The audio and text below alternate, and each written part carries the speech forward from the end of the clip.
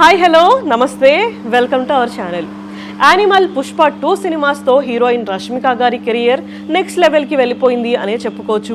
ఆవిడ్ని అందరూ కూడా లక్కీ హీరోయిన్ అనడం స్టార్ట్ చేశారు. దీంతో ఆవిడికి బాలీవుడ్లో వరుస అవకాశాలు అయితే వచ్చాయి.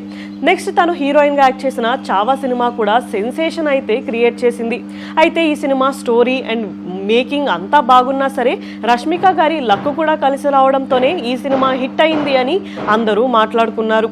అయితే ఈ సినిమా తర్వాత ఆవిడ బాలీవుడ్లో మురుగదాస్ గారి డైరెక్షన్లో సల్మాన్ ఖాన్ గారు మెయిన్ లీడ్గా వచ్చిన సికిందర్ సినిమాలో హీరోయిన్గా యాక్ట్ చేశారు.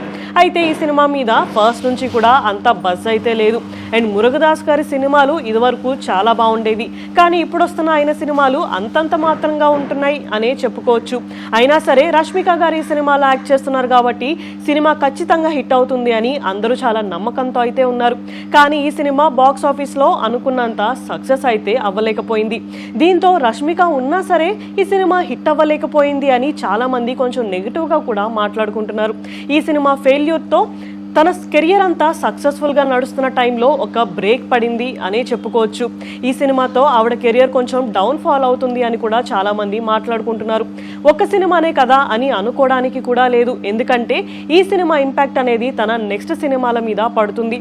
అంతేకాకుండా ఇంకొక సినిమా హిట్ అయ్యే వరకు కూడా ఆ టెన్షన్ అనేది ఉంటూనే ఉంటుంది. అయితే నెక్స్ట్ రష్మిక గారు గర్ల్ ఫ్రెండ్ అనే ఒక లేడీ ఓరియంటెడ్ సినిమాలో యాక్ట్ చేస్తున్నారు. అంతేకాకుండా ధనుష్ గారు మెయిన్ లీడ్గా వస్తున్న కుబేరా సినిమాలో కూడా ఆవిడ హీరోయిన్గా యాక్ట్ చేస్తున్నారు. ఇప్పుడు ఈ 2 సినిమాలు తన కెరియర్కి ఎలాంటి హెల్ప్ చేస్తాయి అనేది చూడాలి.